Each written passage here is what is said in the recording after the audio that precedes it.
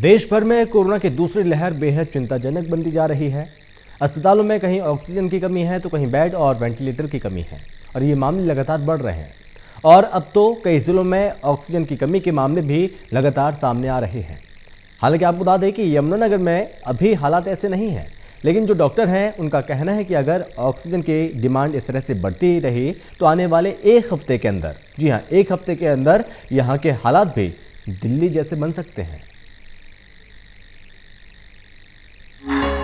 यमुनानगर जिले में कोविड-19 के बनाए गए सेंटरों में अभी फिलहाल कोई दिक्कत नहीं है, ऑक्सीजन की भी कोई कमी नहीं है। लेकिन ये भी नहीं कहा जा सकता कि अस्पतालों में सब कुछ ठीक ठाक है, क्योंकि अगर कोरोना संक्रमित मरीजों की संख्या बढ़ती है तो ऑक्सीजन और वेंटिलेटर की कमी हो सकती है। हालांकि अब इस सरकारी अस्पतालों के साथ साथ प्राइवेट अस्पतालों में भी मरीजों को ठीक से ऑक्सीजन मिल रही है, लेकिन जहां से इन सिलेंडरों की सप्लाई होती है वहां पर कोई भी सुरक्षा देखने को नहीं मिल रही है।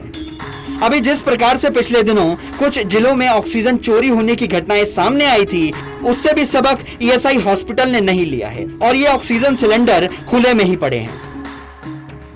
बहुत सारी फैसिलिटीज अवेलेबल हैं जिनकी सैचुरेशन डाउन है, ऑक्सीजन फैसिलिटीज है, बाईपैक्स है हमारे पास, अकॉर्डिंग टू पेशेंट हम बाईपैक्स में शिफ्ट करते हैं, हाई वेंट्री फ्लोज हैं, इंक्यूबेट करने की भी कोशिश है। स्टेटली भी गवर्नमेंट ने स्कीम चलाई है, तो ऑक्सीजन चलाई है।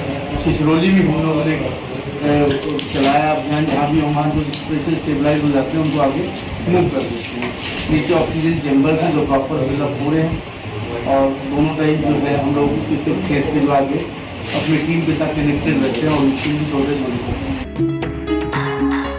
इंडियन मेडिकल एसोसिएशन के वरिष्ठ सदस्य और अग्रवाल अस्पताल के संचालक डॉक्टर अनिल अग्रवाल ने बताया कि अभी जिस प्रकार से कोरोना अपने पैर पसार रहा है, पिछले 2-3 दिनों से ऑक्सीजन को लेकर अस्पतालों में कमी महसूस होने लगी है, क्योंकि ऑक्सीजन देने वाले डीलर भी अब आनाकानी करने लगे हैं और अब ऑक्सीजन के दाम 3 गुना कर दिया गया है।